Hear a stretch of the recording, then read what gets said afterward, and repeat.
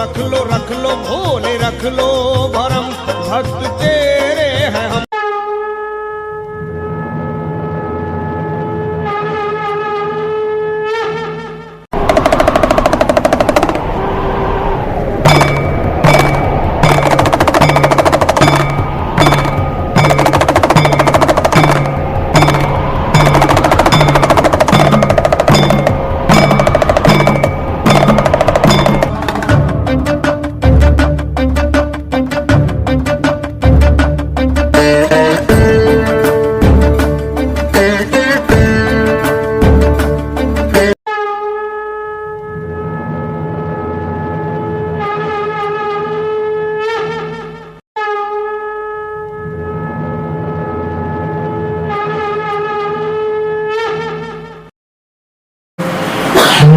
माया जाल को ओ बंदे नादान, छोड़ जगत की लालसा, शिव में लगा ले ध्यान।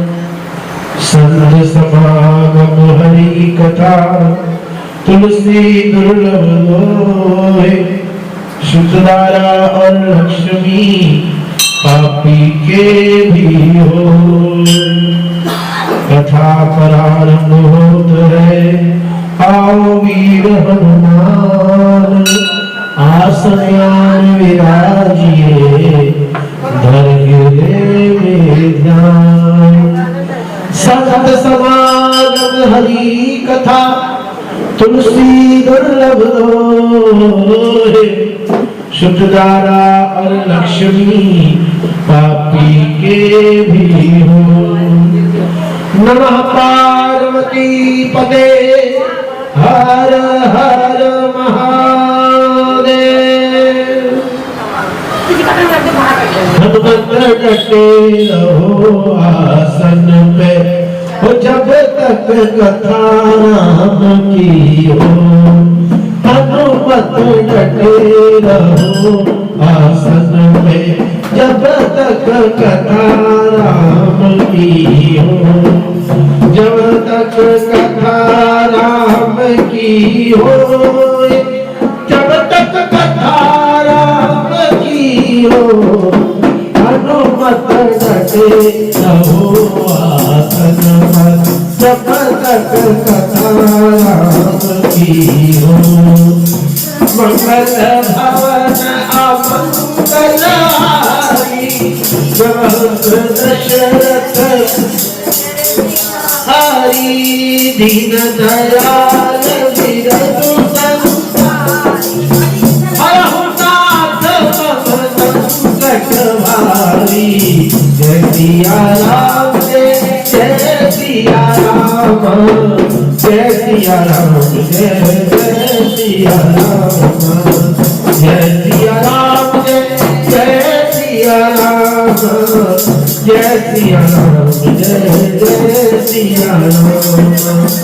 उमा कहूँ, माता गोरा ने जब पूछा कि आप राम का नाम जो सिमरन करते रहते हैं उसका अर्थ क्या होता है।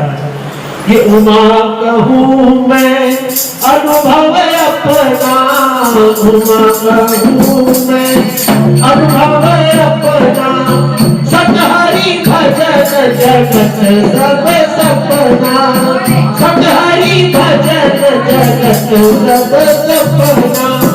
दीन दयाल विरत संभारी, हरहु नाथ मम संकट भारी। जय सिया राम जय सिया राम जय सिया राम। कोटि कोटि मुनि अंतन कराई, कोटि कोटि मुनि अंतन कराई, अंतराम कह आवत नाई, अंतराम कह आवत नाई। जय सिया राम जय सिया राम जय सिया राम, जय सिया राम जय राम जय सिया राम जय जय सिया राम। सिया राम मैं सब जग जानी, सिया राम मैं सब जग जानी, करहु प्रणाम जोड़ी जुग पानी, करहु प्रणाम जोड़ी जुग पानी। जय सिया राम जय श्री राम जय सिया राम जय सिया राम। होय सोई जो राम रचना, होय सोई जो राम रचना, को कर कर खबराव साथा, को कर कर खबराव रामा। जय सिया राम जय सिया राम जय सिया राम जय जय राम। जय सिया राम जय जय जय जय सिया राम जय सिया राम जय राम। जय शंकर शंकर जय शंकर जय राष्ट्रपति, जय शंकर जय शंकर शंकर जय शंकर जय राष्ट्रपति। जय गोरा गोरा जय गोरा माँ पार्वती,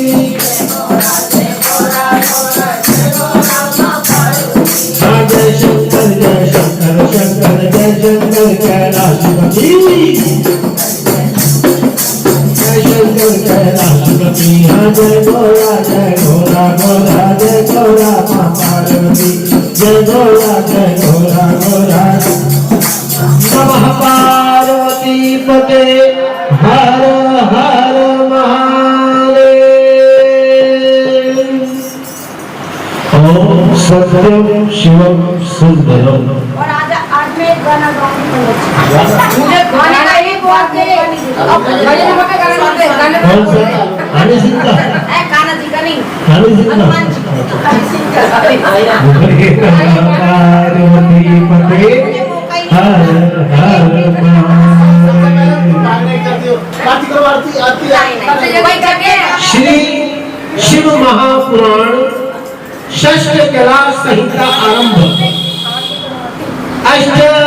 षष्ठ कैलाश संहिता आरंभ, छठा संहिता आपके सामने आज आरंभ हो रही है। इसके बाद सातवीं संहिता, उसके बाद शिव महापुराण का भोग। पहला अध्याय भीष्म श्री व्यास जी से शौनकादिक ऋषियों की वार्ता। श्री व्यास जी की कथा तो मैं आपको पहले सुना चुका हूं कि वो कैसे उनका जन्म हुआ था। जो विशुद्ध रूप सब मंगलों के दाता, आदि माया शक्ति सहित पार्षद, गणेश और स्कंद सहित प्रधान पुरुष के ईश, सर्व की उत्पत्ति और लय के हेतु कारण है, उन भगवान शंकर जी को हम सब मिलकर नमस्कार करते हैं। ऋषियों ने कहा, अब तक हम लोगों ने नाना आख्यानों से युक्त उमा संहिता को सुना, अब आप हमें शिव तत्व को बढ़ाने वाली कैलाश संहिता सुनाइए। व्यास जी बोले कि पुत्र, अब तुम प्रेम सहित उस कैलाश संहिता को सुनो जो कि परम दिव्य शिव तत्व को बढ़ाने वाली है। एक समय की बात है जब हिमालय पर्वत पर स्थित तपस्वी मुनियों ने काशीपुरी चलने की इच्छा की। तब काशी में पहुंचकर उन लोगों ने मणिकर्णिका में जाकर गंगा जी में स्नान किया और विश्वेश्वर भगवान का दर्शन किया। वहां पहुंचकर मुनियों ने शिव जी को नमस्कार किया और शतरुद्रीय मंत्रों से शिव जी की बहुत बड़ी स्तुति की। स्तुति कर वहां ध्यान में स्थिति की, शतरुद्रीय मंत्रों से भगवान शंकर की स्तुति कर वहां ध्यान से स्थिति की। फिर पंचक्रोशी देखने की इच्छा से जो वहां सूर्य जी आए थे, उन्होंने देखकर सब ऋषियों से उनका यथोचित अभिवादन किया और सूर्य जी ने उनका कुशल पूछा। मुनियों ने अपना कुशल समाचार कहा। तब ओम का अर्थ, प्रणव का अर्थ जानने वाले उन मुनियों ने कहा कि है महाभाग, है व्यास जी के शिष्य परम पौराणिक सूर्य जी, आप बड़े धन्य हैं जो कि आप में इतनी प्रगाढ़ शिव भक्ति विद्यमान है। तो तथा आप विज्ञान सागर हैं। तभी तो भगवान वेद व्यास जी ने आपको पुराणों में अभिषिक्त कर पुराण ज्ञाता गुरु पद का पद ले लिया। आपके हृदय में पुराणों की कथा सर्वदा स्थित रहती है और जिन पुराणों में वेदों के अर्थ भरे हुए हैं तथा वेद ओंकार से और ओंकार का रूप शिव से है जिसके की आप प्रतिष्ठा करने वाले हैं। अब हम लोग आपके मुख कमल से निकली हुई कथा रूपी मनोहर उस मकरंद रूपी अपूर्व अमृत का पान करना चाह रहे हैं जिससे कि ज्वर रहित हो जावे। आपसे बढ़कर हमारा कोई गुरु नहीं है। अतः आप कृपा कर हमें महेश्वर का परम ज्ञान सुनाइए।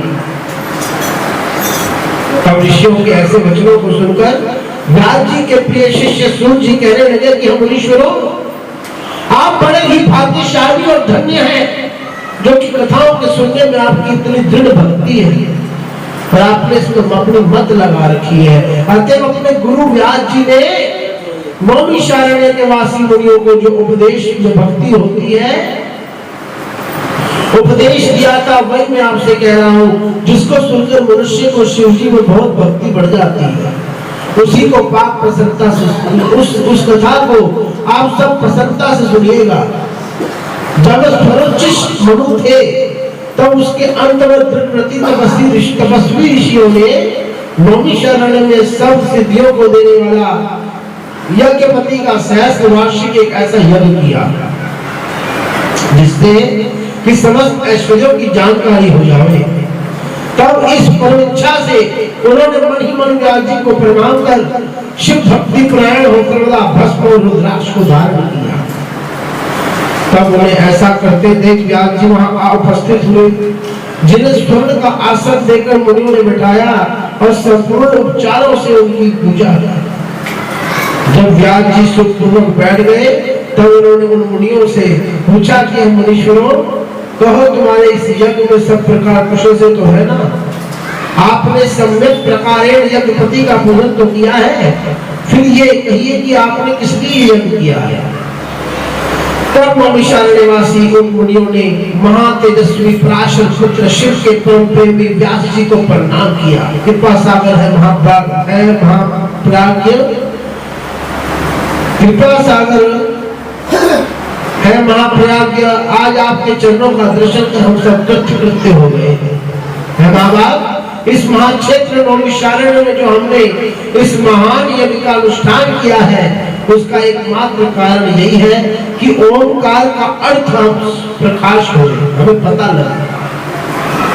हम परमेश्वर के उस परम भाव को सुनना चाह रहे हैं जो कि महेश्वर का परम रूप है। प्रभु, हम सब संबंध में कुछ नहीं जानते, एकमात्र आपकी ही शरणागत है और आप हम अल्प बुद्धियों का संदेह को दूर करने योग्य हैं। आप हमें शिव ज्ञान रूपी नौका से तार दीजिए। हमारी एकमात्र श्रद्धा शिव तत्व जानने की है। जब इस प्रकार ऋषियों ने उन वेद के जानने वाले व्यास जी से प्रार्थना की तो संपूर्ण वेदार्थ के ज्ञाता महामुनि व्यास जी ने ओंकार रूप परमेश्वर का शिव का पार्वती जी सहित मन में ध्यान करते हुए प्रसन्न होकर उन मुनियों से इस प्रकार से कहा कि नमः पार्वती पते हर हर महादेव, ओम नमः शिवाय, बोलो ओम नमः शिवाय।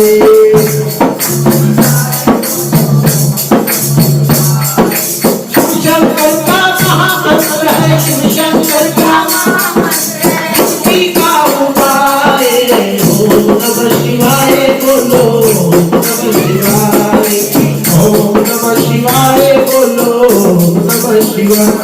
वो शिव शंकर का महामंत्र है, मुक्ति का उपाय, ओम नमः शिवाय, बोलो ओम नमः शिवाय।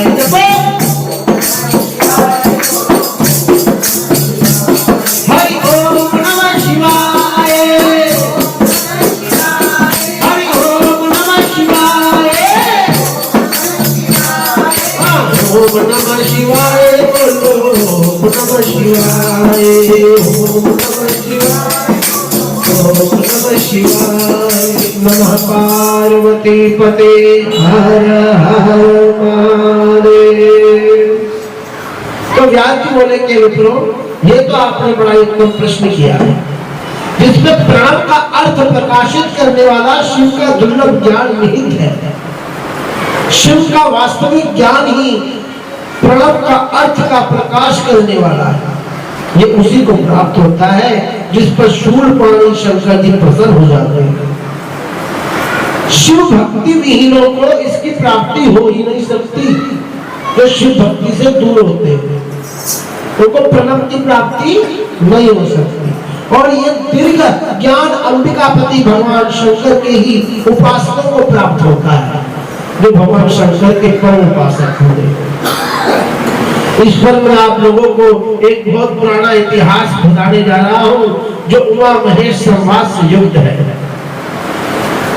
जब पूर्व काल में दक्षायनी सती ने अपने पिता दक्ष के यज्ञ में जाकर शिव निंदा सुन अपना शरीर त्याग दिया था, तो फिर तप कर उन्होंने ही हिमालय के घर में जन्म लिया और नारद के उपदेश से फिर शिव के निमित्त उन्होंने तप किया। तथा हिमालय ने स्वयंवर के विधि के से उन पार्वती का शंकर जी के साथ विवाह कर दिया, जिसमें देवी देव ने महान सुख की प्राप्ति की। एक समय महाशिखर पर बैठी हुई पार्वती जी ने अपने पति शंकर जी से कहा कि है देव, है परमेश्वर, है पंचकृत विधायक सर्वज्ञ, भक्ति सुलभ है परमामृत विग्रह, मैं आपकी वही स्त्री हूँ जो आपकी निंदा से शरीर त्याग कर अब हिमालय के घर की पुत्री हो चुकी है। अब आप मंत्र दीक्षा के विधान से मुझे विशुद्ध तत्व की प्राप्ति करा देंगे। तब देवी पार्वती की इस बात को सुनकर शशि भूषण भगवान शंकर जी ने पार्वती से कहा कि है देवी, यदि तुम्हारी ऐसी इच्छा है तो चलो, कैलाश शिखर पर मैं तुम्हें विशुद्ध तत्व में स्थित करूंगा। तब शिव जी हिमाचल से उठ कैलाश को गए। वहां उन्होंने देवी पार्वती को प्रणव मंत्र से दीक्षित कर उन्हें शुद्ध आत्मा में स्थित किया और पुनः महादेव जी वहां से उठकर देव उद्यान में गए। वहां सुदर्णी आदि देव सखियों ने कल्प वृक्ष के नवीन खिले हुए फूल लाकर देवी पार्वती को अलंकृत किया और शिव जी उनका सुंदर मुख देखकर बड़े प्रसन्न हुए।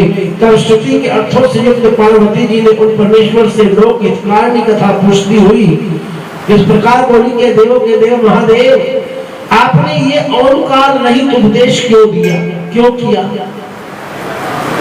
कृपा कर मुझे प्रणव सहित बताइएगा, प्रणव कैसे प्रकट हुआ, इसकी कितनी मात्रा है और वेद आदि में ये कैसे कहा जाता है, किसके कितने देवता हैं, इसमें देवादि की भावना किस प्रकार होती है, अब इसमें कितने प्रकार की क्रिया है तथा इसकी क्या व्यापकता है, किसकी कितनी कलाएं हैं और इसमें पंचात्मकता क्या है, इसके वाचक का संबंध और स्थान किस प्रकार का है और इसका अधिकारी कौन है और इसका क्या विषय है, इसका संबंध क्या है, प्रयोजन क्या है और अनुष्ठान विधि, पूजा का स्थान, मंडल के ऋषि और व्यास की विधि का क्या क्रम है। शिव जी, यदि आपकी मुझ पर इतनी कृपा है तो मुझे ये सब बतलाइए, मुझे इसके तत्व को जानने की बड़ी इच्छा है, तो मुझे ये सब बतलाइए, मुझे इसके तत्व को जानने की इच्छा है। देवी के इस प्रकार पूछने पर शिव जी पार्वती की प्रशंसा करते हुए बोले, शिव जी बोले कि देवी, जो कुछ तुमने मुझसे पूछा है मैं तुमसे कहता हूँ, ध्यान देकर सुनना।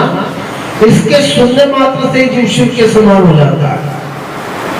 जो प्रणव का अर्थ जान लेता है, जानो न मेरे ज्ञान को जान ले गया। परमात्मा मंत्र का सब मंत्रों का जो बीज है और वही बीज वृक्ष के समान सूक्ष्म से भी सूक्ष्म, छोटे से भी छोटा, बड़े से भी बड़ा, स्थूल वेद आदि का आदि, वेद का सार और मेरा स्वरूप है। वही तीनों गुणों से परे, सर्वज्ञ और सबका करता है। प्रणव का मतलब क्या होता है, अर्थ क्या होता है? प्रणव का अर्थ होता है ओम। ओम का पर्यायवाची प्रणव। ओम ये एक अक्षर का मंत्र ऐसा है कि जिसमें शिव जी सर्वथा विद्यमान रहते हैं। सारे मंत्रों का सार क्या है? ओम। ओम जगत की ये समस्त वस्तुएं गुणमयी है, जो ध्यान संजोग से सब कुछ विराट रूप में स्थावर जंगात्मक दिखाई पड़ती है। इस प्रकार ये सब कुछ प्रणव का ही अर्थ है, ओम का ही अर्थ है। ये एक ही अक्षर ब्रह्म और सब अर्थों का साधक है। इसी ओम ऐसे आकार युक्त प्रणव से शिव जी ही सर्वप्रथम जगत के निर्माण करता है। शिव ही प्रणव रूप और प्रणव ही शिव रूप है, ओम ही शिव रूप है। इस वाच्य वाचक में कुछ भेद नहीं होना चाहिए। इस प्रकार मैं ही ब्रह्म ऋषि और एक अक्षर रूप हूँ। मुझे वाच्य वाचक की इस एकता को विद्वान ही जानते हैं। प्रणव ही सबका करता है, मुमुक्ष ही इस निराकार परमेश्वर प्रणव को जानेंगे। यही सब मंत्रों का शिरोमणि है और इस ओम को ही मैं काशी में प्राण त्यागने वालों को देता हूँ। यही मेरा मंत्र है अंबिके। पहले मैं इसी प्रणवोद्धार का वर्णन करता हूँ, जिसकी जानकारी होने मात्र से परम सिद्धि प्राप्त होती है। और इसी ओंकार की प्राप्ति के लिए सबसे पहले कला का उद्धार करें। कला का उद्धार करे, पहले आकार के अष्टक निवृत्ति कला का उद्धार करे, फिर ओकार में ईंधन का, मकार में काल कला का, नाद में दंड और बिंदु में ईश्वर कला का उद्धार करे। इस प्रकार पंचवन रूप प्रणव का उद्धार होता है। ये तीन मात्रा और बिंदु नादात्मक का जप महामुक्तिदायक है। ओंकारम बिंदु सनिधम नित्यं ध्यायन्ति योगिनः कामदं मोक्षदं च ओंकाराय नमो नमः। ब्रह्मा से लेकर सब प्राणियों तक ये प्रणव ही सबका प्राण है। और आकार उकार मकार के क्रम से इसकी ही तीन मात्राएं हैं और फिर यहाँ ओम हो जाता है। यही ओम वेदों के आदि में भी कहा जाता है और वही ओंकारात्मक भी मैं ही हूँ। इसी महान बीज के उकार के रजोगुण से ब्रह्मा और उकार जो उसकी प्रकृति योनि है, इसमें सतयुग के पालन करने वाले हरि और मकार पुरुष बीज तमोगुण से संहार करता शिव उत्पन्न होते हैं। तो जब इन साक्षात महेश्वर देव का तिरोभाव होता है तो बिंदु रूप होते हैं। और जब सब पर कृपा करने के लिए वही नाद रूप भी है। जब ध्यान में बैठे तब इन्हीं नाद शिव रूप को मस्तक में विचार कर वहाँ ध्यान करें, क्योंकि ये पर से भी परे है और मंगल रूप है। यही सर्वज्ञ सत्य करता सर्वेश निर्मल अविनाशी अद्वैत ब्रह्म है। वही आकार में, आकार की अपेक्षा में सबसे व्यापक और उकार की अपेक्षा में ओंकार रूप में सर्वव्यापक और उकार आकार के नीचे के भाग में व्याप्त है। इस प्रकार की भावना करें और इसी प्रकार इन आकार आदि पांच वर्णों में ब्रह्म के स्वरूप को देखें। सत्य, वाग्देव, भोर, पुरुष, ईशान, ये क्रम से मेरी ही मूर्तियां हैं। शिव जी ने कहा कि महादेवी, अब मैं तुम्हारे अनुरोध से संन्यास और आहरणिक कर्म कहता हूँ, जो संप्रदाय का अनुरोध है।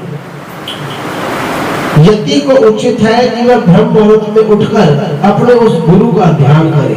ब्रह्म मुहूर्त का समय होता है सुबह 4:11 पर स्टार्ट हो जाता है ब्रह्म मुहूर्त का समय, और 5, साढ़े 5 बजे तक, 5:30 बजे तक ये ब्रह्म मुहूर्त कहलाता है।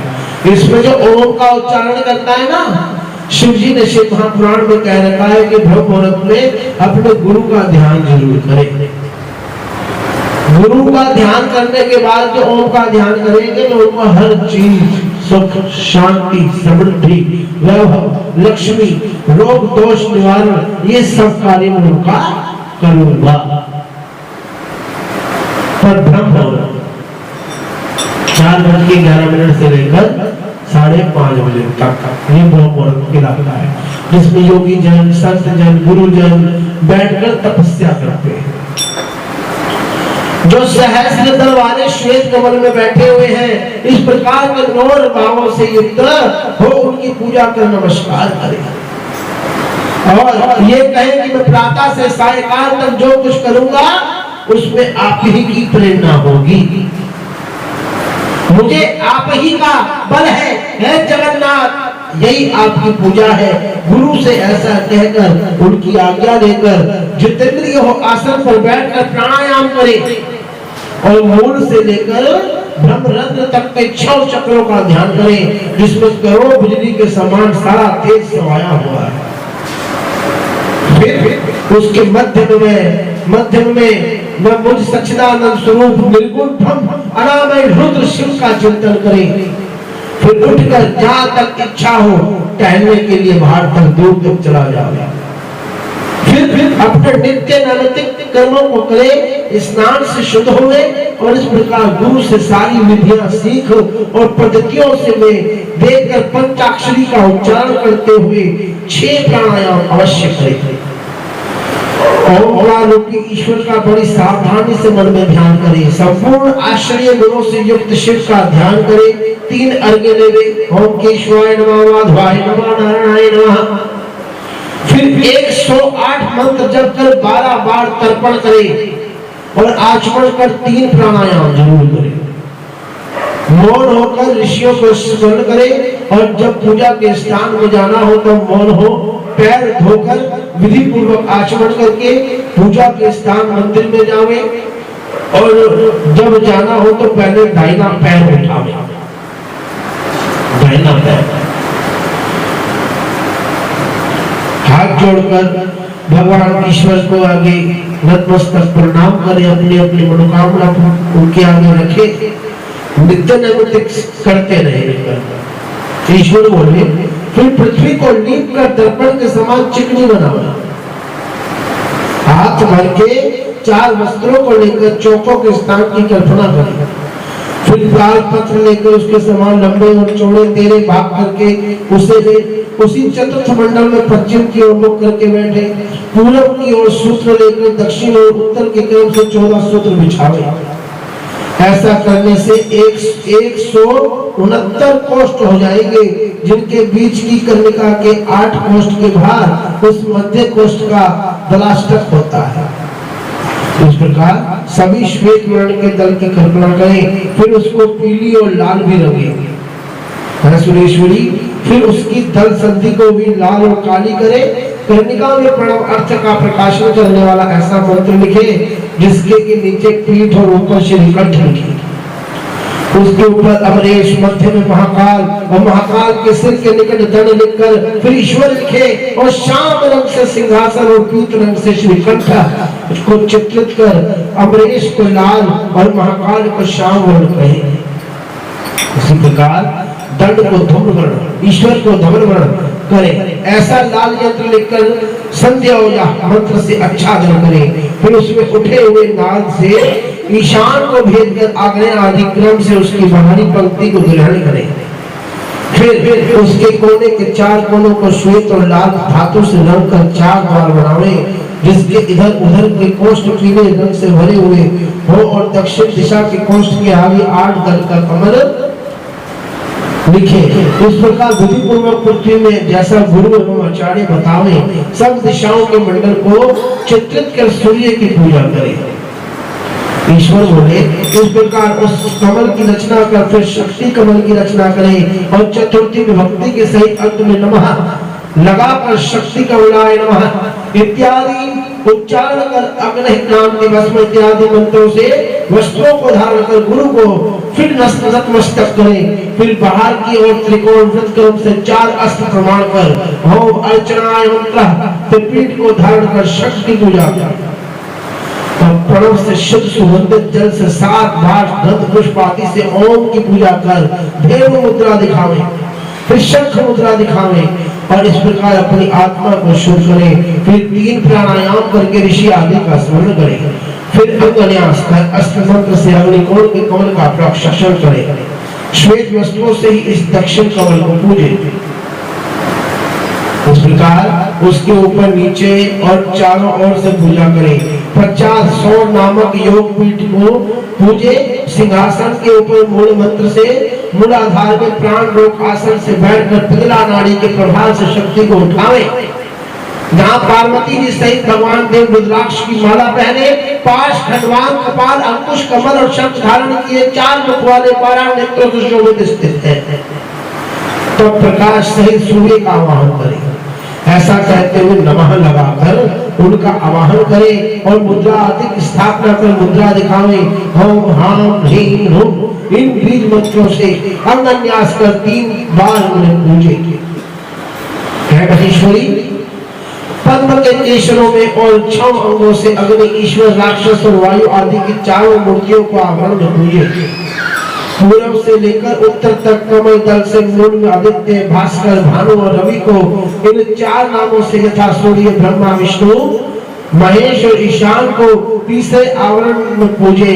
और इस प्रकार भस्म धारण कर शिव भक्ति के लिए अंगन्यास कर नम्रता पूर्वक गुरु के पंचोपचार से पूजा कर ओम श्री गुरुवे नमः ऐसा कहते हुए नमस्कार करें। इस प्रकार पूजा के विधानों से युक्त हो ओम ब्रह्मात्मने नमः ये क्रम से ईशान आदि का न्यास कर पंचकला क्रम से सद्योजात की कल्पना करें। बुद्धिमान इस प्रकार का प्रणव न्यास कर फिर परमात्मा का बोधक हंस न्यास करें। शिव जी कहते हैं इस प्रकार अपने बाएं और चतुष्कोण मंडल बना ओम को अर्चन करें और उसे अस्त्र मंत्र से शोभित करें। उसके भी आधार कर प्रणव को ही पूजे। चंदन आदि तथा सुगंधित वाले जल से उसे पूर्ण करें। फिर धेनु मुद्रा दिखावे। फिर उसके आगे चौकोर शंख मुद्रा, अर्ध में चंद्र और उसके बाद त्रिकोण मुद्रा दिखावे। षटकोण मुद्रा करे। फिर उसके मध्य में ओंकार को गंध पुष्पादि से पूजे। फिर उसमें पवित्र जल भरे। इस प्रकार जैसा गुरु बतलावे उसके अनुसार गुरु मूर्ति की कल्पना करें। गुरुदेव मेरी नैया उस पार लगा देना। गुरुदेव मेरी नैया उस पार लगा देना। अब तक जो निभाया है आगे भी निभा देना। अब तक जो निभाया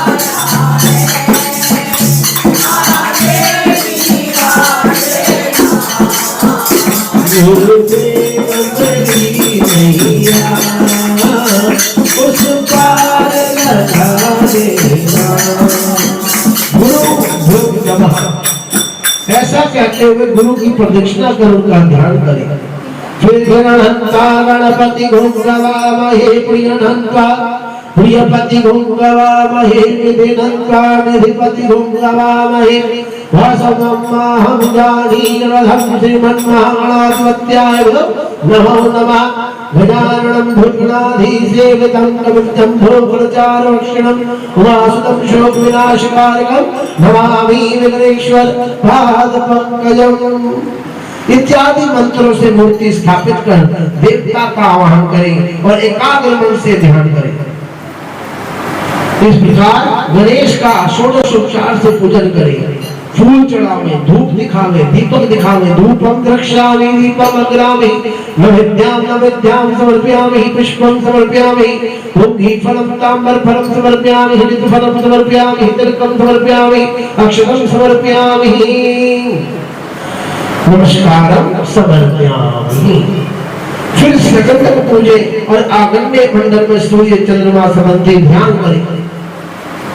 फिर कमल के सब आसनों पर सुंदर श्वेत पुष्प रखे और आधार शक्ति से आरंभ कर शुद्ध विद्या से आसन पर्यंत ओंकार सहित चतुर्थी विभक्त से अंत में नमः लगाकर मंत्र कहता हुआ समधि ईशान आदि 5 ब्रह्मों को पूजे।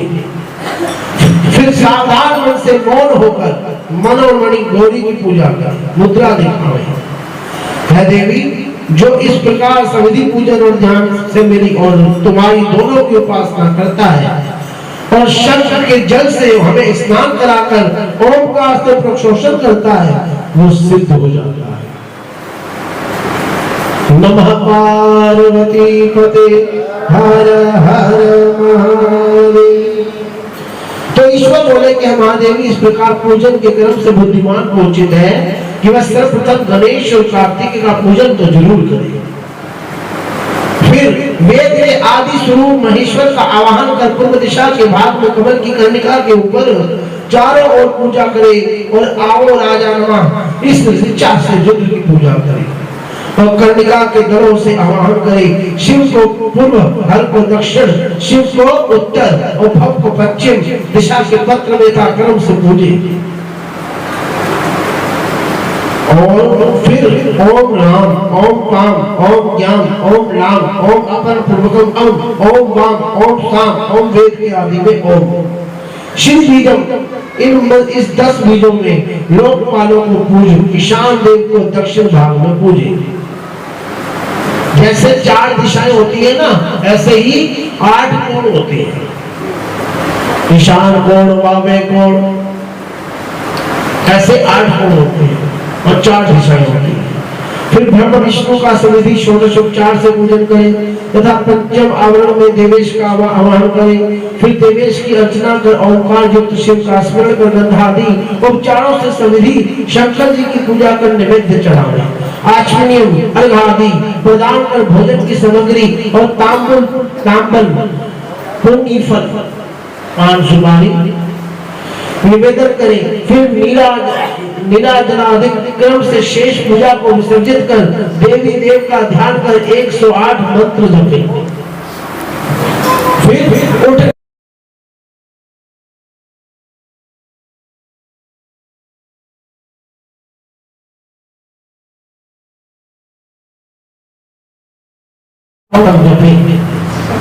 यज्ञेन धर्माणि प्रथमान्य सन्नः तेहना ओम महिमान सत्येंद्र पूर्वे साध्या संति देवाः।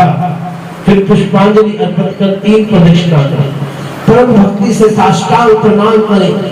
प्रणाम करने की जो विधि होती है ना, कई लोग मंदिर में घुसते हैं, वह साष्टांग प्रणाम करना चाहिए। अपने आप को उस भगवान शंकर के ऊपर समर्पित कर देना चाहिए कि ये देह आपकी दी हुई है और आपके श्री चरणों के अंदर इस देह को समर्पण करते हैं। तो आप उसको उसके श्री चरणों में अपने आप को समर्पण कर दोगे ना, तो इस शरीर के सारे रोग, सारे दोष, सारे ग्रह वो शिव अपने आप ही हटा देंगे।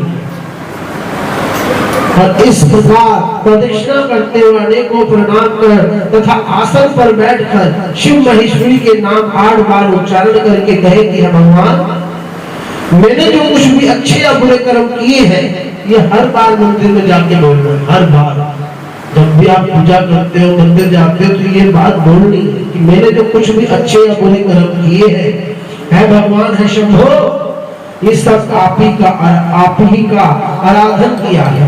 ऐसा कहते हुए शंख का जल पुष्पों को चढ़ावे और पूजा समाप्त कर अर्घ सहित 8 बार फिर दोबारा से नाम जपे। है देवी, इसके आगे भी मैं तुम्हारी भक्ति कहता हूँ, जरा ध्यान से सुनो। ईश्वर होने की देवी है तो परमात्मा शंकर जी के शिव महेश्वर रुद्र विष्णु पितामह संसार वद्य सर्वज्ञ परमात्मा, ये 8 नाम मुख्य और नित्य प्रतिपादक है। तथापि उपाधि निवृत्त होने पर शिव शंकर और महादेव ये 3 ही नाम शिव स्वरूप है। उपाधि युक्त होने से वह अनेकों अनेक नाम धारण करते हैं। यथा अत्यंत परिशुद्ध आत्मा होने से ही उनको महादेव और सब गुणों का आधार होने से उन्हीं ईश्वर को शिव तत्वदर्शी महात्मा लोग शिव कहते हैं।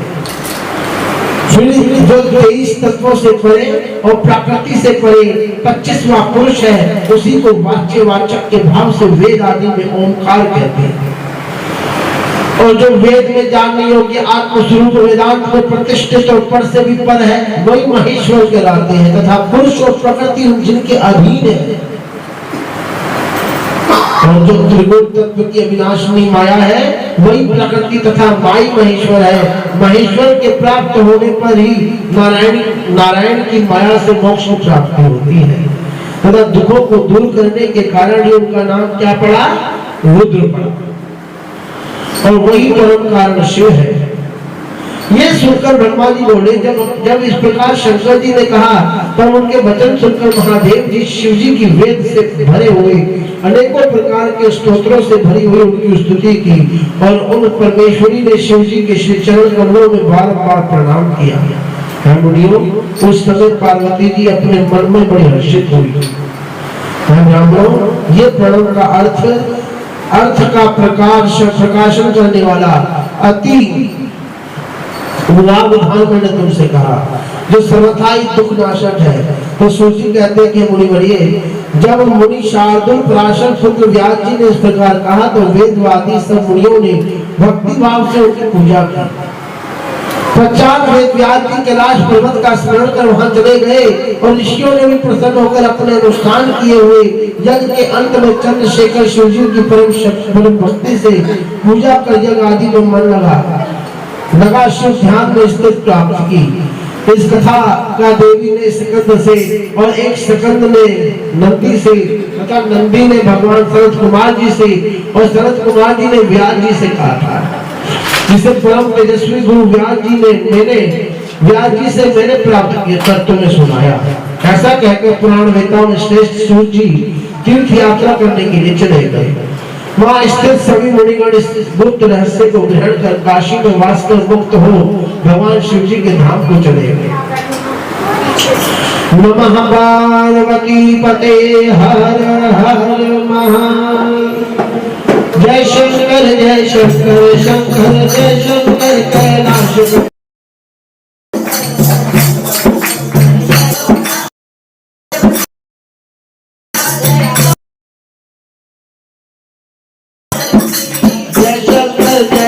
शंकर जय शंकर कैलाशपति।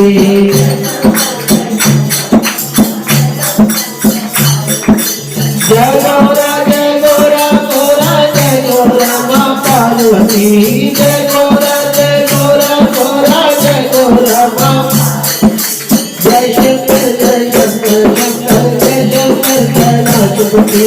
जय शंकर कैलाशपति। जय गौरा जय गौरा माँ पार्वती। जय गौरा गौरा।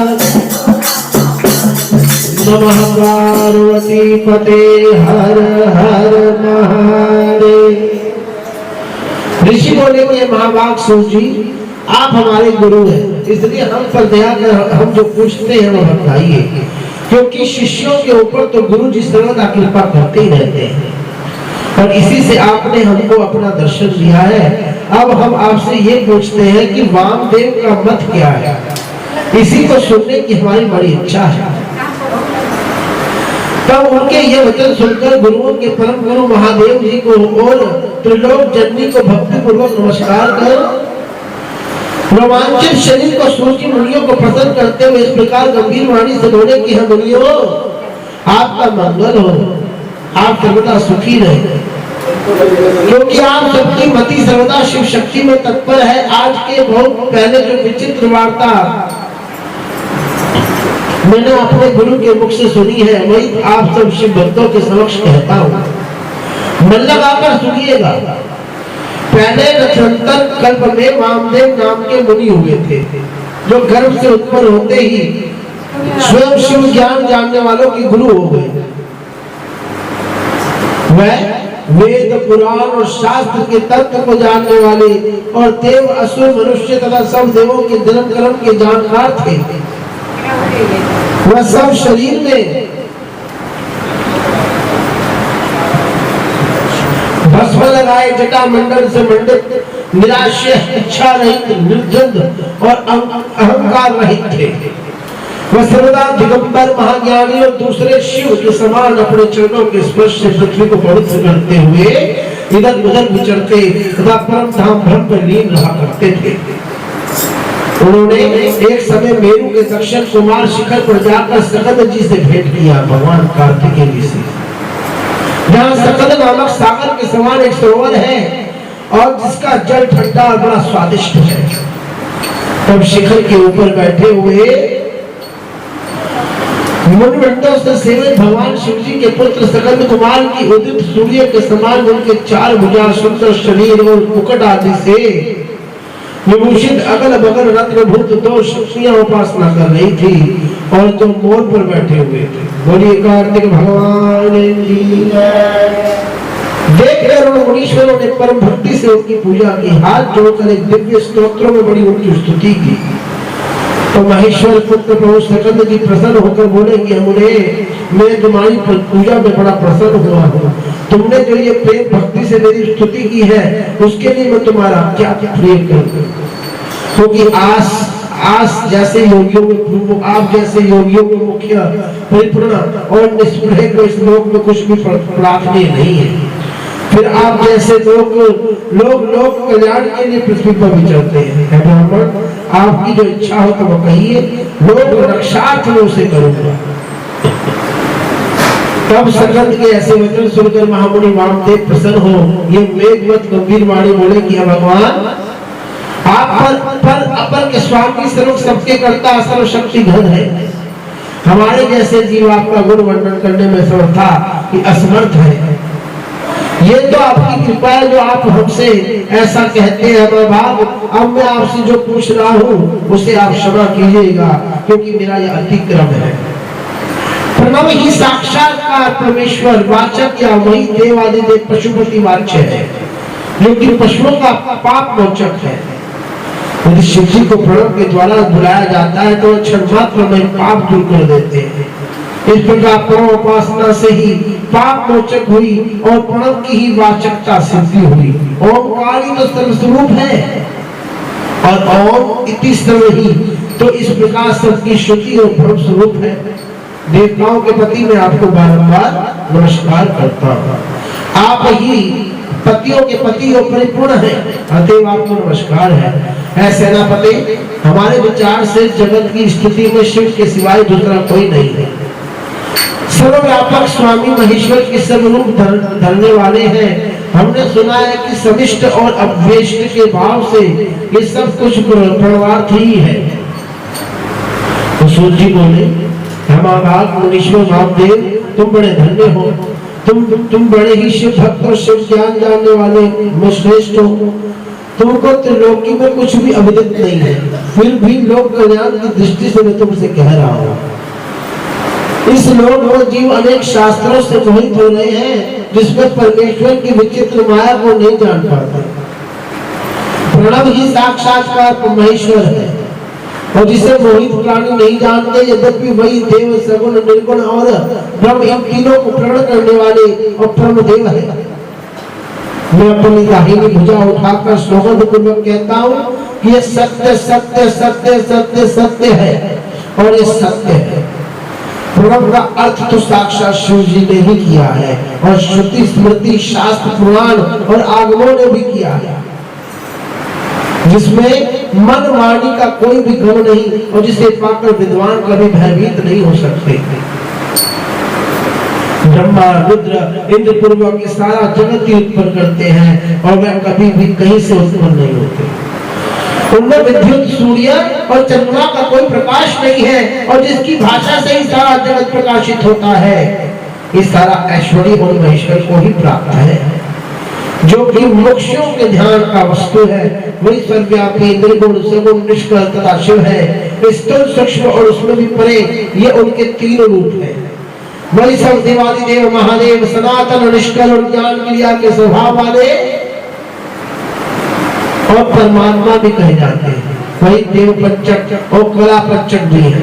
उनका मन सर्वदा शुभ सफेद बड़ी के समान प्रसन्न और शीतल रहता है, जिनके 5 मुख 10 भुजा और 15 नेत्र है, जो ईशान देव मुकुट और युक्त पुरातन पुरुष और अघोर हृदय वामदेव ग्रह तथा प्रदेशवान है। सतपाद तन मूर्ति साक्षात संपूर्ण निष्कल और मूर्ति ये 6 प्रकार का शरीर धारण करने वाले हैं। शब्द की शक्तियों से भी वे स्फुरित होते, हृदयों में विराजमान रहते, अपनी मनोमयी शक्ति से वाम भाग में विभूषित है। मनवादी से जिनसे 6 प्रकार के अर्थ मंत्रों द्वारा होते हैं, जो उपन्यास मार्गी समष्टि व्यष्टि भाव वाले परमात्मक अर्थ वाले हैं, उनके अर्थ को कहता हूँ, सुनो। पहले उपदेश का क्रम कहता हूँ। हमारा लोक में 4 वर्ण विख्यात है, इनमें 3 के लिए ही वेदाचार कहा गया है। शुद्ध वेद का अधिकारी नहीं है, उसे केवल सेवा ही करने के लिए कहा गया है। और शेष तीनों वर्ण ब्राह्मण, क्षत्रिय और वैश्य, ये शेष तीनों वर्ण अपने ही आश्रम में रत रहते हैं। इन्हें तो श्रुति स्मृति के धर्म का ही अनुष्ठान करना चाहिए, अन्य को नहीं। उन्हें इसी से सिद्धि प्राप्त हो जाती है। वेद मार्ग के प्रदर्शक परमेश्वर की यही आज्ञा है। चौथा जो शूद्र वर्ण होता है, अगर वो सेवा भाव के अंदर लगा रहे, अतिथियों की सेवा करता रहे, मंदिरों की, धर्म स्थलों की सेवा करता रहे, तो वह भक्ति मुक्ति दोनों को प्राप्त कर लेगा।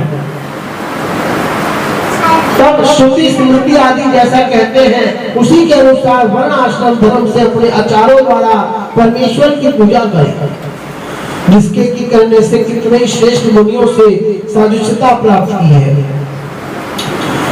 सकंद जी बोले, ऐसा यदि माध्यम में प्रसन्नता पूर्वक स्नान कर गंध पुष्प और अक्ष आदि पूजा की सामग्रियों को लेकर सर्वप्रथम देव पूज्य शिव पुत्र गणेश की सुविधि पूजा और ध्यान कर पूर्ण होती दे और हवन समाप्त करे, गायत्री का जप करता हुआ अपहार के कर्म समाप्त करे और फिर सायकाल का स्नान कर संध्या काल की संध्या समाप्त करे और इस समय सद्योजात के 5 मंत्रों से होम करे। अंत में उमा सहिता महादेव का अग्नि में ध्यान करे और फिर सावित्री के प्रथम पाद का उच्चारण करते हुए गायत्री के दूसरे पाद का उच्चारण करे, फिर 3 पाद उच्चारण करे और सावित्री प्रवेश्यामि ऐसा कहे, ओम भूर्भुवः स्वः ओम, ऐसा कहते हुए उन शंकर का साक्षात्कार ध्यान करें। उसके बाद जो कि अर्धनारीश्वर है, जिनके 5 मुख 10 भुजा 15 नेत्र, बड़ा उज्जवल शरीर है और जिन सदाशिव और मनोहर देव की जगत माता त्रिलोक को उत्पन्न करने वाली त्रिगुण निर्गुणमयी शिवा धर्म पत्नी है, ऐसा विचार कर बुद्धिमान पुरुष उस गायत्री देवी का जप करे। ओम भूर्भुवः स्वः तत्सवितुर्वरेण्यं भर्गो देवस्य धियो यो नः प्रचोदयात्। क्योंकि वह आदि देवी त्रिपदा ब्राह्मण तत्दात्री और अजा है, वही वाहिदियों में उत्पन्न, उन्हीं में लीन होने वाली और वेद की आदि प्रणव और शिव पात्री है। ब्राह्मणों को ये गायत्री का जप अवश्य करना चाहिए। यह मंत्र राज सब मंत्रों का बीज रूप मंत्र है गायत्री मंत्र। इस मंत्र के अंदर देखिए कितने मुश्किल शब्द है, पर जब इसको बच्चों को सिखाया जाता है ना, सबसे पहले इस मंत्र को बच्चा बोलने के लिए एकदम तैयार हो जाता है, क्योंकि इस मंत्र में शक्ति है। वह प्रणव ही शिव और शिव ही प्रणव है, इसमें वाच्य वाचक का भेद नहीं है। इसी महामंत्र को काशी में शरीर त्यागने वालों को मरते समय उपदेश देकर शिव जी मुक्त हुए।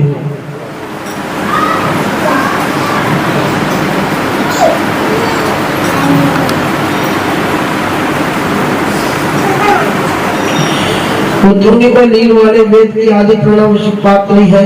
मंत्रा सब मंत्रों का बीज रूप प्रणव ही शिव और शिव ही प्रणव है, इसमें वाच्य वाचक का भेद नहीं है। महामंत्र को काशी में शरीर त्यागने वाले को मरते समय उपदेश देकर शिव जी मुक्त करते हैं और इस कारण परम कारण देव एकाक्षर श्रेष्ठ को अति श्रेष्ठ हृदय कमल में धारण करते हैं। महादेव बोले हैं, भगवान सब देवताओं के ईश्वर शिव पुत्र और पड़तारती भंजन 6 प्रकार के अर्थ का ज्ञान क्या है। 6 प्रकार के अर्थ कौन कौन से, उनका क्या ज्ञान है, इसका प्रतिपादक कौन है और इस ज्ञान का फल क्या है, जिसके जाने बिना जीव शास्त्रों से विमोहित हो रहा है। और मैं भी शिव माया से विमोहित हो रहा हूँ, मैं आपकी शरण में हूँ। अब आप मुझ पर कृपा कर इसी ज्ञान अमृत को पिलाइए, जिससे पान कर मैं मोह रहित हो जाऊं, क्योंकि शिव पद अद्वैत है। तब मुझे इन वचनों को सुनकर शक्तिधारी प्रभु शास्त्र विरोधक के लिए ये महात्रासजनक वचन कहने लगे कि मुनि शार्दुल, जो कुछ आपने पूछा वह समस्त पूर्वार्थ परिज्ञान रूप मैं तुमसे साधन कहता हूँ, जो समष्टि व्यष्टि के भाव से सर्वदाई महेश्वर का ही है। अब उन 6 प्रकार के अर्थों को कहता हूँ जिसमें कि एक ही परिज्ञान होता है। पहला मंत्र रूप, दूसरा मंत्र भाव, तीसरा देवार्थ, चौथा प्रपंचार्थ, पांचवा गुरु रूप का दिखाया हुआ अर्थ और छठवां शिष्य के आत्मा रूप का ये 6 प्रकार के अर्थ पहले कहे हैं। हम पहले उस मंत्र स्वरूप को सुनिए जिसके कि विज्ञान मात्र से पुरुष ज्ञानी हो जाता है।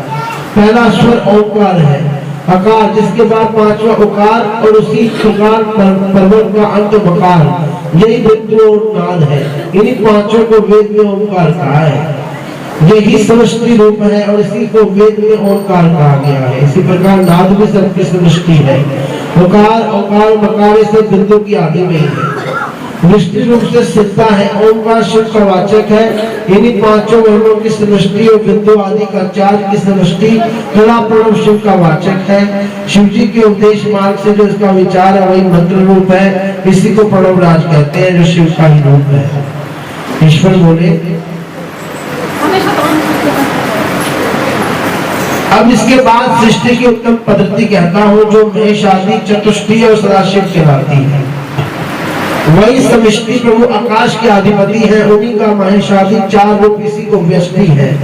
जिन सदाशिव के साष्टांग से महेश्वर की उत्पत्ति होती है, जो पुरुष अनंत रूप होने से ही वायु के भी अधिपति है, जिनके वाम में माया शक्ति है और जो सब क्रियाओं के अधिपति है, तथा जिनका ईश्वर आदि चतुष्टय व्यष्टि रूप है। ईश्वर, निवेश, परमेश्वर और सर्वेश्वर, यही श्रेष्ठ तिरोभाव भी दो प्रकार का होता है।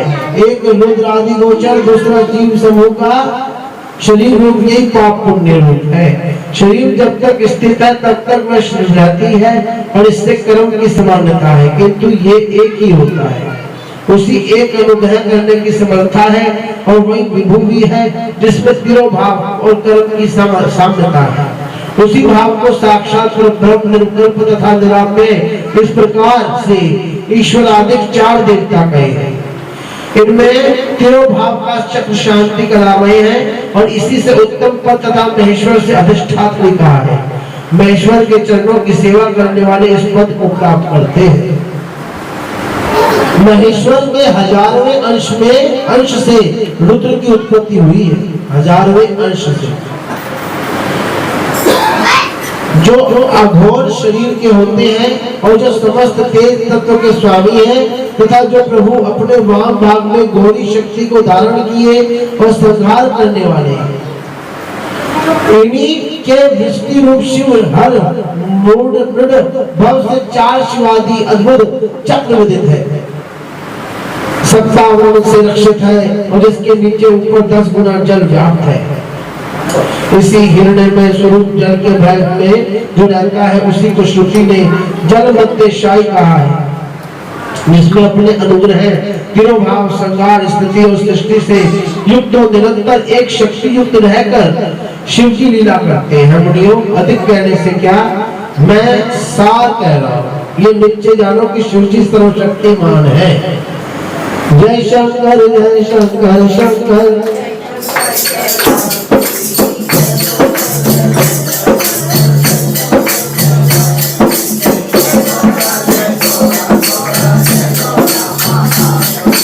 जय गोरा, जय गोरा गोरा, जय गोरा माँ पार्वती, जय शंकर,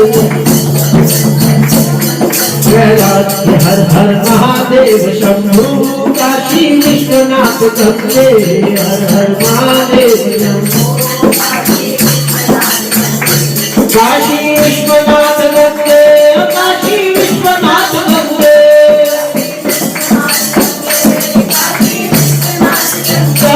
हर हर महादेव शंभु, काशी विश्वनाथ गंगे, हर हर महादेव शंभु, काशी विश्वनाथ गंगे, काशी विश्वनाथ गंगे,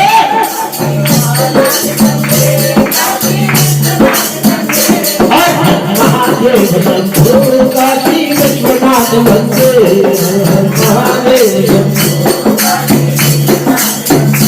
नमः पार्वती पते हर हर महादेव।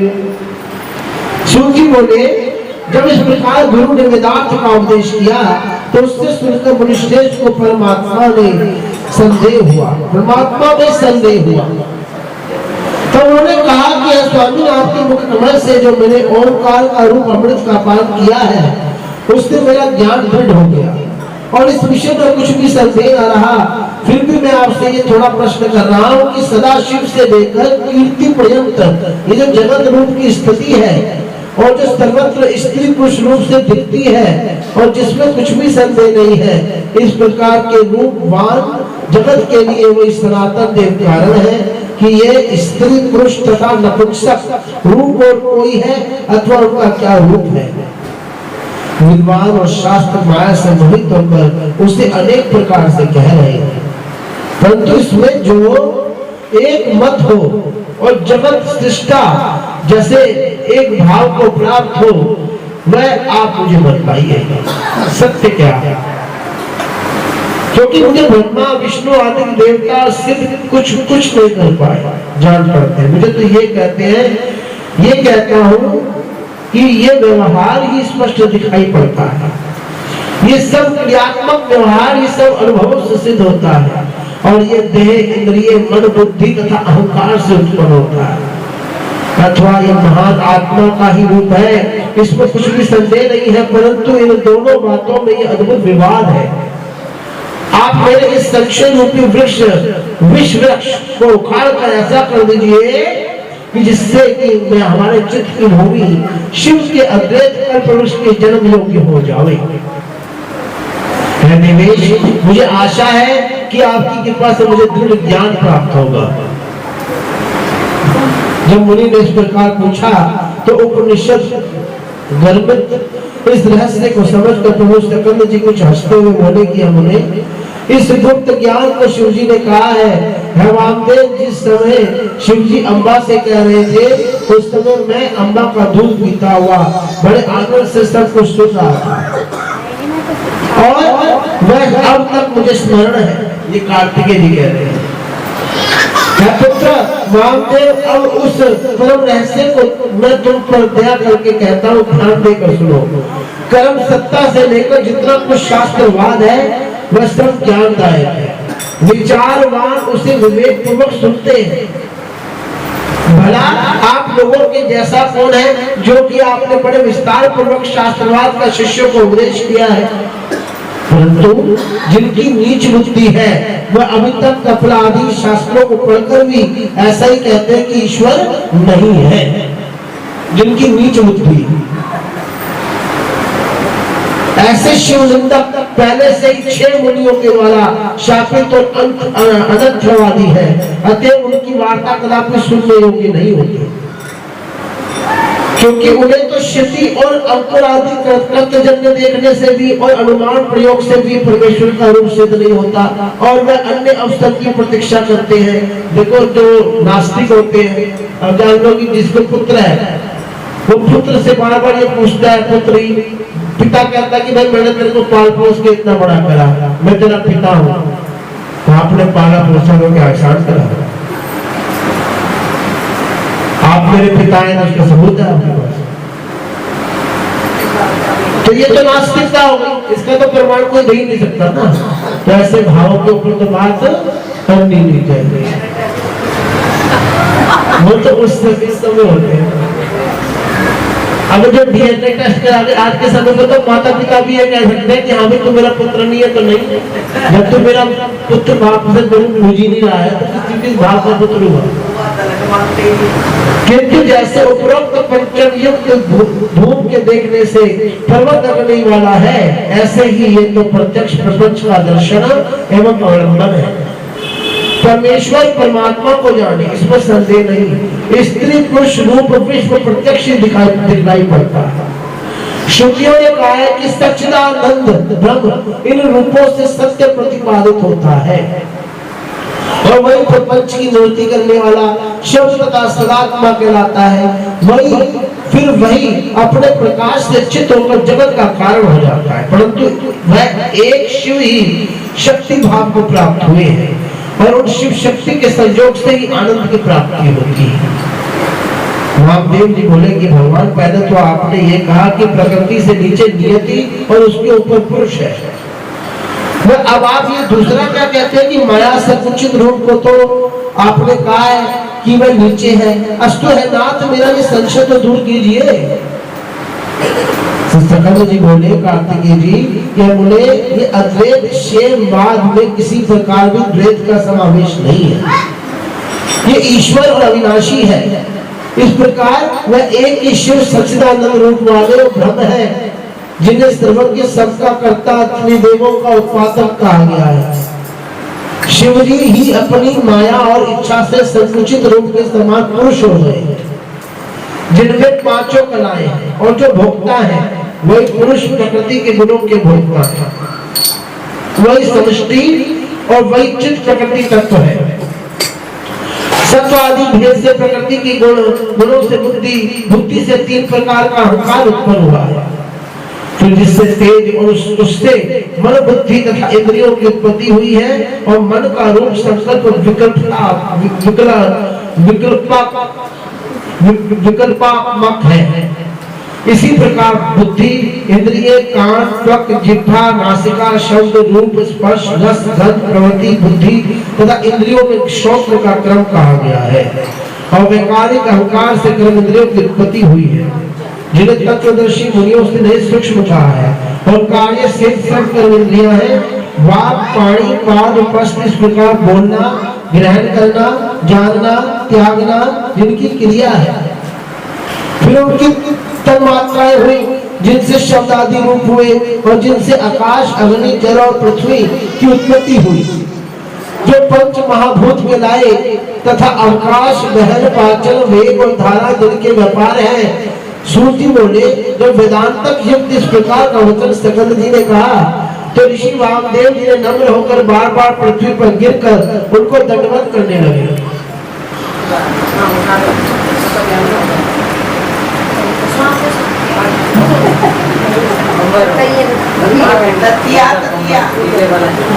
सब शिवगण है, क्योंकि उनके चरणों में विहंगते हुए उन्हें परम तत्व की प्राप्ति हो गई। शौनक जी बोले कि इस परम रहस्य को सुनकर वामदेव जी ने महेश्वर के पुत्र से क्या कहा। वामदेव जी तो बड़े धन्य हैं कि जिनके द्वारा इस परम पावनी कथा की उत्पत्ति हुई है।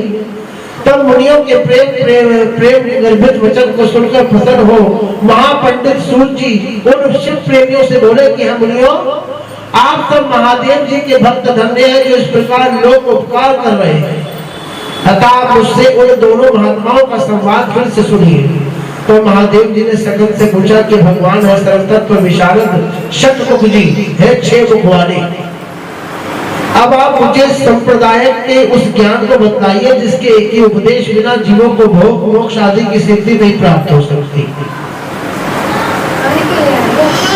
और जिन्हें उपदेश का अधिकार भी नहीं है, उनके शौच, कर्म और स्नान इस प्रकार क्यों है, वह कहकर आप मेरा संशय दूर कीजिए। ये सुनकर सकल जी बोले कि हम आप देव जी, अब मैं एक परम गुप्त तत्व आपसे कहने जा रहा हूँ, जरा ध्यान से सुन लो। वैशाख, सावन, अश्विनी, कार्तिक, अगहन, माघ इन महीनों के शुक्ल पक्ष और शुभ दिन में पंचमी अथवा पूर्णमासी को शुद्ध होकर गुरु के चरण धोकर उनके निकट मृग चरण के आसन पर शंख में पुष्प रख प्रणव मंत्र ओम मंत्र से अभिमंत्रित करें, और गंध पुष्पादि से पूजन कर दीपक दिखाकर मुद्रा से रक्षा कर कवच मंत्र से आच्छादित करें। फिर अर्घ्यों के विधान से उत्तम मंडल कर उसे सुगंधित पुष्पों से पूजे, आधार को शोधे, फिर उस पर शुद्ध घड़ा रखकर सूत से लपेटकर उसमें सुगंधित जल भरे। फिर पीपल, पाकड़, जामुन, आम, बड़ इन पांचों की छाल और इन्हीं पांचों के पत्ते हाथी, घोड़े, रथ की बावी और नदी के संगम स्थान की मिट्टी लाकर सुगंधित द्रव्य मिलाकर उस कलश को लेपन करें।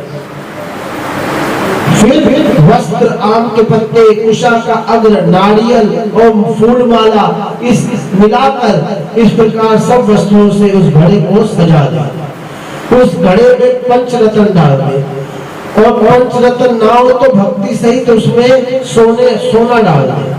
फिर नील, मणिक्य, स्वर्ण, मूंगा और गोमेद इन पांचों रत्नों को ले नमस्कृत निम्नस्क का उच्चारण करते हुए अंत में ग्लूम ऐसा उच्चारण करते हुए प्रेम पूर्वक सविधि पूजन करें। फिर जैसा कि पहले कहा जा चुका है कि खीर और पान तांबुल रख 8 नामों से पूजा कर अभिनंदन करें। इस प्रकार गुरु की कृपा से निर्मल आत्मा हो, क्योंकि गुरु ही शिव है, और वह ऐसा बतलाए कि उक्त प्रकार के अनुष्ठान से उनका पूजन करें। फिर गुरु अपने ऐसे शिष्य को हंस सो अहम मंत्र का उपदेश दे, जिसके आदि में होम के अर्थ सहित आत्मा स्वयं शिव है। इस प्रकार गुरु उपदेश ये सोचे कि वही मैं शिव हूँ। फिर वह शिष्य को भस्म का परोक्ष ज्ञान दे और साधन उसका तात्पर्य इस प्रकार 22 वाक्यों में समझाओ। सकल जी बोले, तब गुरु इस प्रकार कहे कि ब्रह्मा हूँ, वह तू है, आत्मा ही ब्रह्म है, सारा जगत ईश्वर से अधिष्ठित है, मैं ही प्राण हूँ, आत्मा ही ज्ञान, प्रज्ञान आत्मा, अर्थात जो यहाँ विरत अवश्य से वह परे है, वही तुम्हारा आत्मा अंतर्यामी और अमृत है। वह एक ही पुरुष मैं और आदित्य मैं, पर ब्रह्म भी मैं ही हूँ, सबसे परे का सबका ज्ञाता, वेद शास्त्र का गुरु एवं स्वयं आनंद लक्षण मैं ही हूँ। वह एक सर्वभूत के हृदय में मैं ही हूँ, तत्व पृथ्वी का प्राण मैं ही हूँ, जल और तेज का भी प्राण मैं ही हूँ, वायु और आकाश का भी प्राण मैं ही हूँ, त्रिगुण का भी प्राण मैं ही हूँ, सर्वात्मक का भी एक द्वितीय मैं ही हूँ, ये सब कुछ ब्रह्म रूप मैं ही हूँ, मैं सभी मुक्त स्वरूप मैं ही हूँ, जो ये वही है वह भी मैं ही हूँ, और हंस भी मैं ही हूँ। इसी प्रकार का सबका ध्यान करें। ये कहकर सकल जी ने वामदेव जी को शौर तथा स्नान की विधि बताई। सकल जी बोले, है वामदेव, अब मैं स्नान और शौर की यह विधि कहता हूँ, जिससे कि यतियों को परम शुद्धि प्राप्त होती है। मुनीश्वर, जब इस प्रकार शिष्य योग पट को प्राप्त हो, पूर्णवृत्ति हो गई, तब उसे पहले शौर करा लेना चाहिए। वह गुरु को नमस्कार कर उनकी आज्ञा दे, शौच करावे, फिर उसके कपड़े को कोई नाई के पास हो तो उसे मिट्टी और जल से धुला डाले तथा उसके हाथ भी मिट्टी देकर धुला देवे और शिव शिव उच्चारण करता हुआ दोनों हाथों को अनामिका और अंगूठे के विमंत्रित करे, फिर नेत्र मूंद कर अस्त्र मंत्र पढ़े और फिर नेत्र खोलकर नापित के उस्तरे और कैंची आदि की स्वच्छता को देख उसे भी अस्त्र मंत्र से अभिमंत्रित कर प्रोक्षण करे तथा प्रभाव से छूने को ग्रहण करा दाहिनी ओर से बाल कटवाने शुरू करे और पहले कुछ आगे के बाल दूर करावे, पीछे सब बाल बढ़वावे।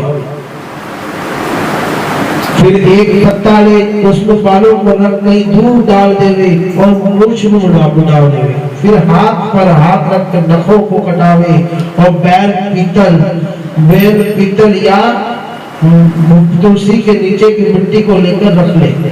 फिर 12 बार जल में डुबकी लगाकर किनारे पर बैठकर उस मिट्टी के 3 भाग को शुद्ध स्थान में रखे, उसे प्रोक्षण कर अस्त्र मंत्र से अभिमंत्रित करे।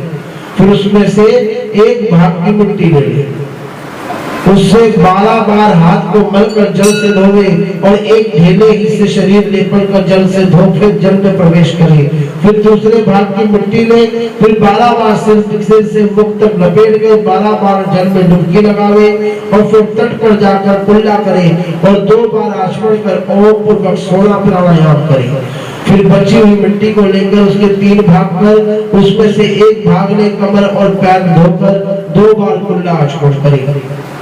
फिर मौन होकर ओंकार पूर्वक 16 प्राणायाम करे। फिर दूसरे भाग को ले ओम कहते हुए जंगा में लगाए, प्रणव से 3 प्रोक्षण करे। फिर रखी हुई मिट्टी को 7 बार अभिमंत्रित कर उससे अपना हाथ 3 बार धोए और अपनी कक्षा में सूर्य के दर्शन करे। फिर मिट्टी से दोनों आंखों को मलकर सूर्य को देखते हुए सिर से पैर तक की मिट्टी लगावे और तीसरे भाग को मिट्टी के उन्हें पृथ्वी पर रखे हुए अपने दंड को उठा अपने मंत्रदाता गुरु को ज्ञान सहित स्मरण करता हुआ सब ऐश्वर्यों के पति भगवान शंकर पार्वती का स्मरण करते हुए 3 बार साष्टांग प्रणाम करे।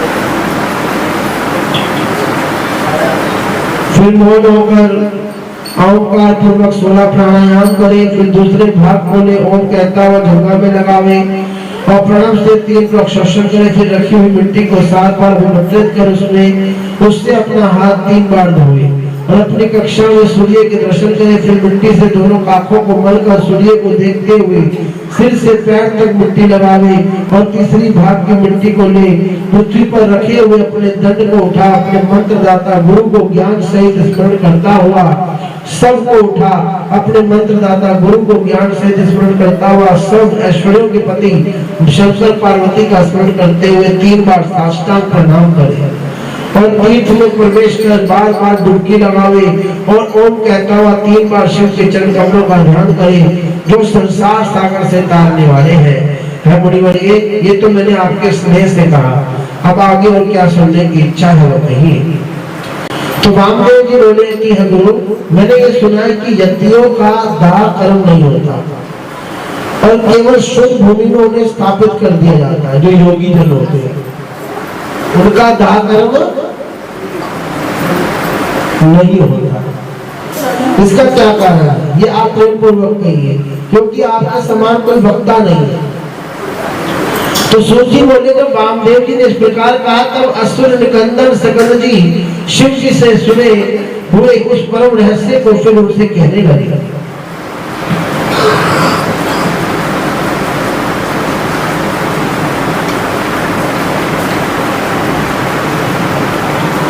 सकल जी बोले कि मुनि ये बड़ी गुहा बात है, गुप्त बात है। इस प्रकार का प्रश्न तो शिव योगी भृगु नाम के मुनि ने भी सर्वज्ञ शिव जी से किया था, जिनसे साक्षात शिव जी ने ये कथा के लय में वर्णन किया था। ब्राह्मण वही कथा मैं तुमसे कहता हूँ, ये ज्ञान हर एक को नहीं देना चाहिए। यदि ऐसा ही कोई शांत चित्त वाला शिव भगत शिष्य हो तो उसे ये ज्ञान दे सकते हो, क्योंकि ऐसा ही महाधैर्यवान योगी जिसे समाधि अवस्था प्राप्त हो वही शिव रूप से परिपूर्ण होता है। परंतु जिसका चित्त समाधि से परिचित नहीं और अधीर हो उसका भी एक ही उपाय है। ऐसे पुरुष को चाहिए कि वह गुरु के मुख से ही सुनकर शिव जी के ध्यान में प्राण हो योगाभ्यास करे और जिससे तीनों पदार्थों का ज्ञान होता है। ऐसी त्रिपुटी में ध्यान करने के लिए यम नियम आदि का अभ्यास करे। नित्य प्रणव में मन लगाए, ओम में मन लगाए। यदि कभी शरीर शिथिल पड़ जाए और शरीर ना चल रहा हो तो केवल शिव जी को ही स्मरण करता रहे। इससे भी सदाशिव के प्रसाद से नंदी द्वारा प्रेरित हो वह पुण्य आत्माओं के लोक में जाता है। वह कैसा भी हो उससे उत्तरायण की गति तो प्राप्त हो ही जाती है। सगन जी बोले कि हमने अब एकादशा विधि सुनी है। 11वें दिन के आने पर भी जो विधि कही गई है मैं आपके स्नेह से कह रहा हूँ। एक वेदी को शुद्ध लीप कर पश्चिम पूर्व 5 मंडल बनावे, उत्तर की ओर मुखकर एक और लंबा चौड़ा मंडल बनावे और उसमें देवेश्वरी आती आवाहिक जैसा पहले एक कहा गया है वैसे 5 देवताओं की पूजा करें। इसका एक विस्तृत और इस प्रकार शिव जी की ली शिवात्मक देवताओं का जल करे सविधि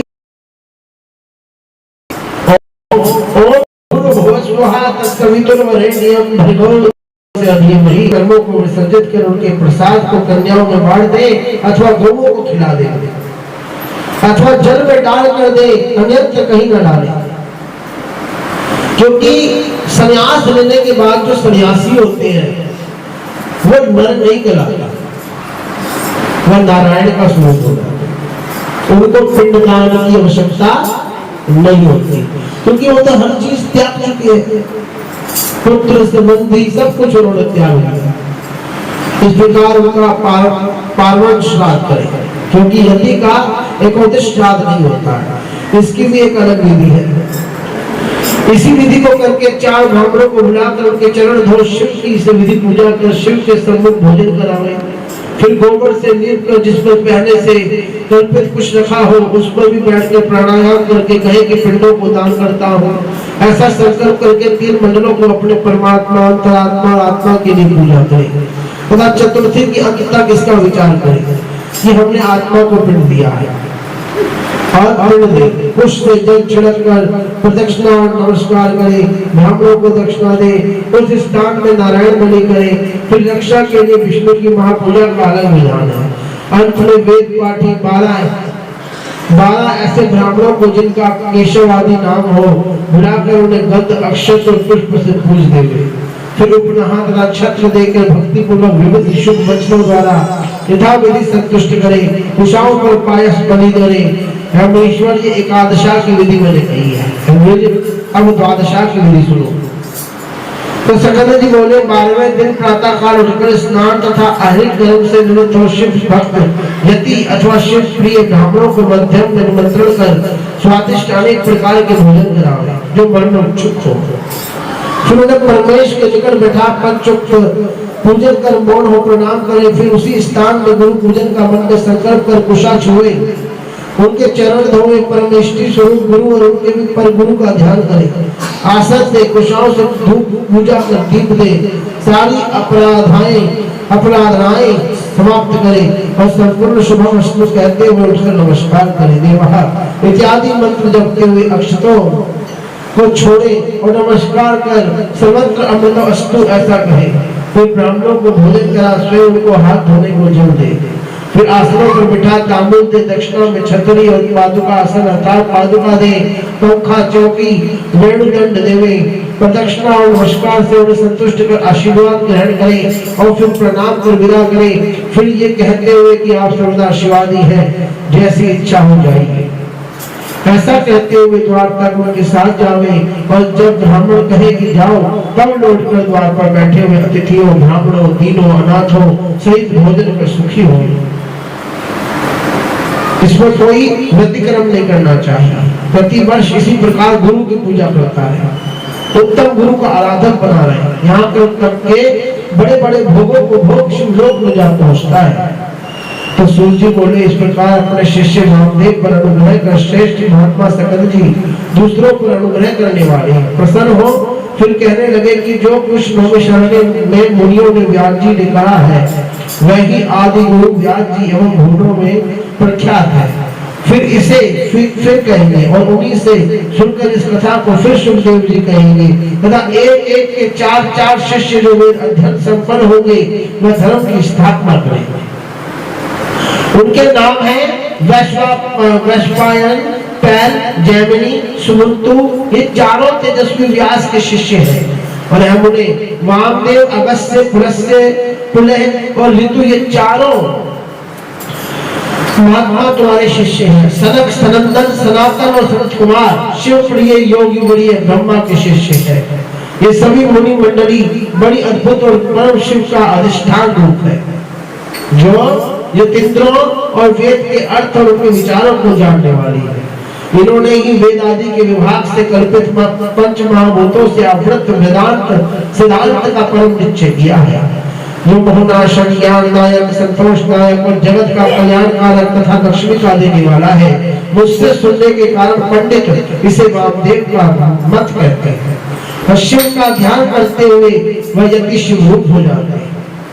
इस प्रकार ब्रह्मा, विष्णु और शिव का भजन कर जैसे नदियों को सागर प्राप्त हो जाता है वैसे ही वे उनकी समानता के मोक्ष पद को पा मुक्त हो जाते हैं। इस प्रकार वामदेव जी को उपदेश देकर सकंद जी देव पूजित अपने माता पिता के चरणों का स्मरण कर शिखरावृत के राज शिखर पर चले गए। ऐसा देव ज्ञान देव गुरु जी चले गए। फिर वामदेव जी ने भी सकंद जी का ही अनुसरण किया और कैलाश शिखर पर जा शिव पार्वती के चरणों में सिर नवाया। उन चरणों की भक्ति से वह सर्वांग पूर्ण हो गए और फिर उन्होंने पृथ्वी पर गिरकर शरीर शून्य हो इस प्रकार बारंबार नमस्कार कर उठे। वेद शास्त्रों की आशा पूर्ण अनेक स्तोत्रों की उनकी स्तुति की, देव देवी के चरण कमलों में सिर नवाया। फिर तो उनकी कृपा पा वही रहने लगे। मुनियों, इसी प्रकार आप लोग भी उन्हीं ओंकारार्थ महेश्वर को जानकर सुख से यही विश्वेश्वर के चरण कमलों में रहिए, जो वेदों में गुप्त सर्वस्व कारक मंत्र देने वाले और मुक्ति के दाता है। अब मैं श्री गुरुदेव के चरण कमलों की सेवा के लिए बद्रिका आश्रम को जाऊंगा। देखे फिर कब आपसे मेरा समागम होगा। मुनीश्वरों, आपने जो पूछा था वह सब मैंने कह दिया। इति श्री रामनगर पांडे द्वारा श्री श्री महापुराण की 6वीं क्लास संहिता में शिष्य वर्ग कथन संहिता त्रयोविंशति अध्याय भाषानुवाद संपूर्णम शुभमस्तु। यहाँ कैलाश संहिता 6ठी संपूर्ण हुई। कल से 7वीं संहिता प्रारंभ हो जाएगी। नमः पार्वती पते हर हर महादेव। जय शंकर शंकर जय शंकर कैलाशपति।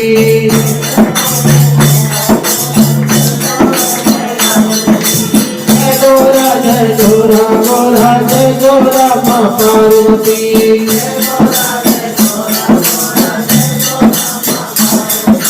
जय शंकर शंकर जय शंकर कैलाशपति।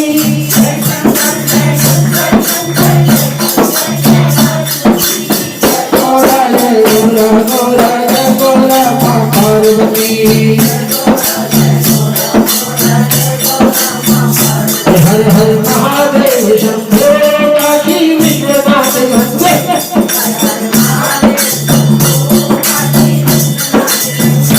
काशी विश्वनाथ गंगे काशी विश्वनाथ गंगे।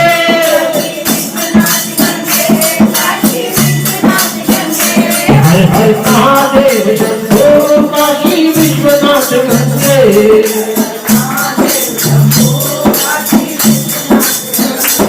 नमः पार्वती पते हर हर महादेव। 24 तारीख को शिव महापुराण का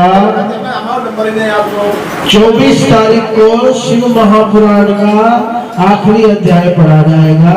25 तारीख को शिव महापुराण के भोग का भंडारा किया जाएगा।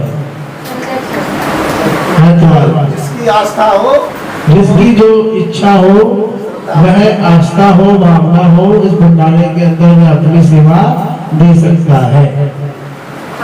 26 तारीख को जन्माष्टमी का कीर्तन भी बहुत धूमधाम से रात्रि के समय मनाया जाएगा। जिसकी इच्छा हो यहाँ कपड़े की सेवा में भी वह वितरण कर सकता है। भगवान जी के कपड़े भी ला सकता है जन्माष्टमी में। नमः पार्वती पते हर हर महादेव।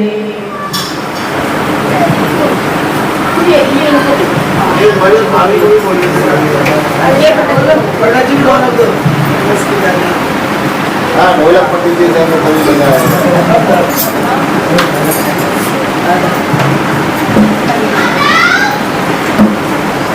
बोल हनुमान बजरंग बली की, सांचे दरबार की।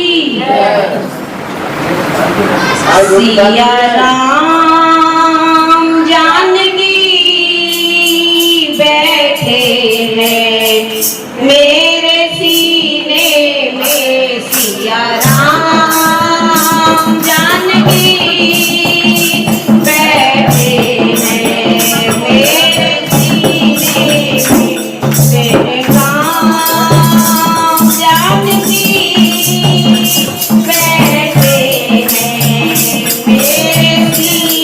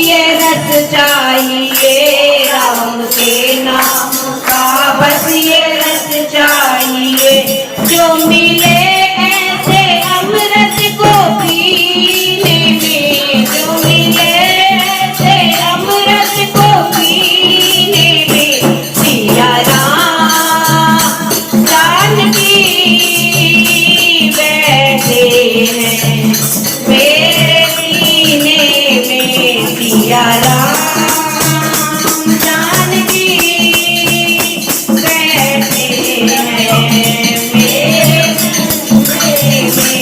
देख लो मेरे दिल के नगीने में, देख लो मेरे दिल के में सिया राम जानकी बैठे हैं मेरे सीने में। राम रसिया हूँ राम सिमरन करूँ, राम रसिया हूँ राम सिमरन करूँ, सिया राम का मैं तो चिंतन करूँ, सिया राम का मैं तो चिंतन करूँ। सच्चा आनंद है ऐसे जीने में, सच्चा आनंद है ऐसे जीने में। सिया राम जानकी बैठे हैं मेरे सीने में, सिया राम जानकी बैठे हैं मेरे सीने। एक फाड़ सीना है सबको दिखला दिया, फाड़ सीना है सबको दिखला दिया। भक्ति में मस्ती है ये भी बतला दिया, भक्ति में मस्ती है ये भी बतला दिया। कोई मस्ती ना, कोई मस्ती ना ऐसे जीने में। सिया राम जानकी बैठे हैं मेरे सीने में, सिया राम जानकी बैठे हैं मेरे सीने में। देख लो मेरे दिल के नगीने में, देख लो मेरे सीने में। सिया राम जानकी बैठे मेरे सीने में, सिया राम जानकी बैठे मेरे सीने में। शक्ति के अंदर थोड़ा सा साकेत हुए यही महात्मा जो वो था किया वो जमाने का छोड़ दिया था। वही तो मेरे को इतनी तेज थे वो ढोलक वाले ना, वो आते थे। ये ढोलक तुम जो है ना ढीली नहीं करते हो ना टाइट करते हो, इसलिए ढोलक बढ़िया नहीं बजती। ये रात को ढीली करनी चाहिए, जब बजाते हो तब टाइट करनी चाहिए। और इसको कभी दूर भी दिखाओ, कभी दूर भी दिखाओ इसको। कुदने वाली ढोलक हुआ करता थी, ये इसमें कुदना पड़ता। ये तो बस वो ढोलक ना